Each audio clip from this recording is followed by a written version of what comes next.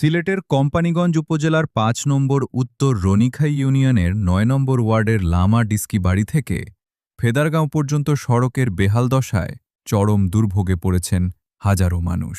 আমি হচ্ছে একটি প্রিয় শ্রেণীর মোট ছাত্রছাত্রী হচ্ছে ৩৫ জন। ৩৫ জন থেকে আজকে উপস্থিত আছে ১৫ জন। অনুপস্থিতির কারণ হচ্ছে আমাদের চতুর্দিকে এখন বন্যা, রাস্তাঘাট পানিতে গেছে, তাই তারা বিদ্যালয়ে আসতে পারে না। বন্যার কারণে বাচ্চারা অনেক সমস্যা হয়, তাদের নৌকা বা যোগাযোগের ব্যবস্থা নাই। এই একটি সড়কের ওপর নির্ভরশীল একাধিক সরকারি প্রাথমিক বিদ্যালয়, একটি উচ্চ বিদ্যালয়, দাখিল মাদ্রাসাসহ বহু শিক্ষা প্রতিষ্ঠান। প্রতিদিন শিক্ষার্থী, শিক্ষক ও সাধারণ মানুষকে জীবনের ঝুঁকি নিয়ে চলাচল করতে হয়। কিছু পানি বাড়িয়ালেও এই রাস্তা কি মানুষ চলাচল করতে পারে না, আমরা চলাচল করতে পারি না, স্কুল মসজিদে যাওয়া যায় না। 5টা প্রতিষ্ঠান আছে, প্রতিষ্ঠানের মাঝে বাচ্চা এগুলো আইতে বড় অনেক কাদা মাটি এই সেই মসজিদও যাইতে অনেক ভোগান্তি চলাচল করতেছি। আমরা হঠাৎ করে আমরা মহিলা যদি প্রেগনেন্ট হয়, হঠাৎ করে মারাও যায়, এই আমরা মেডিকেল ইয়ে যাওয়ার। বর্ষা মৌসুমে রাস্তা পানিতে তলিয়ে যায়।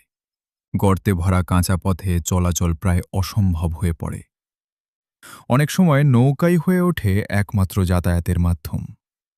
স্থানীয়দের অভিযোগ, ভালো যোগাযোগ ব্যবস্থা না থাকায় শিক্ষা, স্বাস্থ্যসেবা ও জরুরি চিকিৎসা সব ক্ষেত্রেই তারা মারাত্মকভাবে পিছিয়ে রয়েছেন।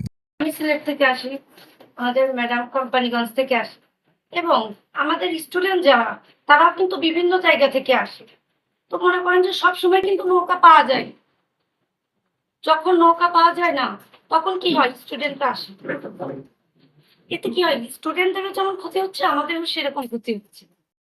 এই এলাকায় 4টা প্রতিষ্ঠান আছে, কিন্তু 4টা প্রতিষ্ঠানে স্টুডেন্ট আছে প্রতি এলাকার, কিন্তু এমন রাস্তার অবস্থা যে স্টুডেন্টরা সঠিকভাবে পাঠদান নিতে পারতেছে না, বা আমরা টিচাররা সঠিকভাবে পাঠদান করতে পারতেছি না।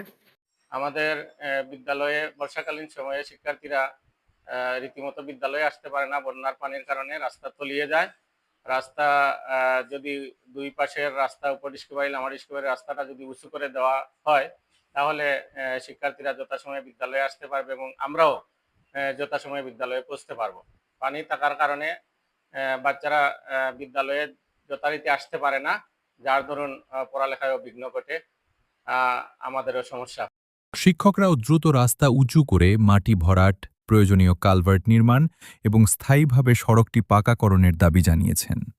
এদিকে এলাকাবাসীর আরেকটি জরুরি দাবি, বর্ষা মৌসুমে রাস্তার কাজ সম্ভব না হলে অন্তত একটি নৌ অ্যাম্বুলেন্স সেবা চালু করে জরুরি চিকিৎসা ও জনসেবায় সহায়তা করা হোক।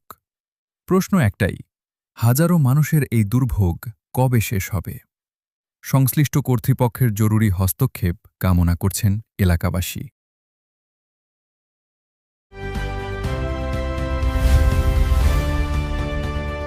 আল কাউসার টিভি, সত্য প্রকাশে প্রতিশ্রুতিবদ্ধ।